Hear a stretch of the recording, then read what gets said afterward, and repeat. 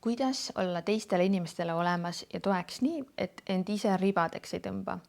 Kuigi loodan Jumala abile, siiski vahel tundub, et abivajajaid on nii palju, et jaksab otsa. Sa oled tõenäoliselt karjase südamega ja see, et inimesed tahavad sinu juurde tulla oma muredega ja usaldavad sind, see on Jumala and. Et see on väga äge. Ära kohku. Aga ma arvan, et see on see koht, kus sa peadki küsima Jumalalt, et kuidas sa pead seda andi tema riigis kasutama ja ma usun, et tema näitab sulle, mis sa täpselt pead tegema ja tema juhib sinu juurde õiged inimesed. Aga see ongi ainult Jumala usaldamine, sest me inimlikult tahame inimeste probleeme ise hakata lahendama ja neid koormaid oma nagu mõttes kogu aeg kandma. Aga ma usun, et me ei peaks seda inimlikult proovima ise ära lahendada ja neid probleeme, sest see ei ole võimalik.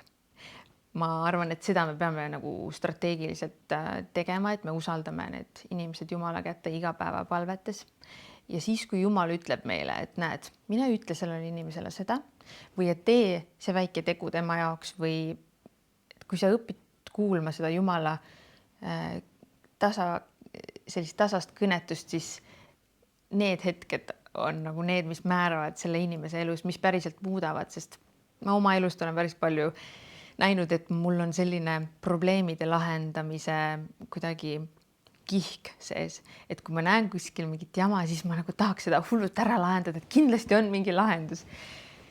Aga ma inimlikult teinekord võin asja palju hullemaks teha.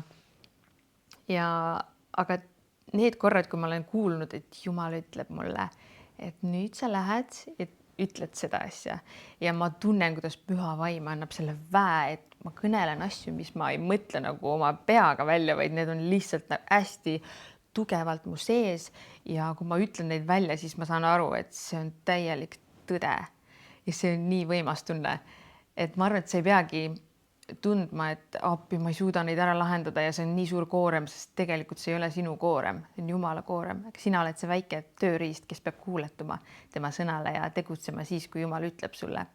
Muidugi ole alati olemas nende inimeste jaoks nii palju, kui sa suudad, aga ma arvan jah, et sa ei pea inimlikult proovima ise kontrollida neid olukordi ja need raskused samamoodi lihtsalt anna Jumala ette palves ja anna need koormad ära.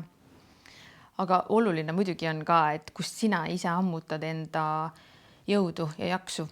See on väga tähtis, sest kui sa ise regulaarselt ei veeda aega Jumalaga ja temalt seda eluallikalt ei palu seda vett, siis sa jooksed tühjaks ja see on väga tõenäoline.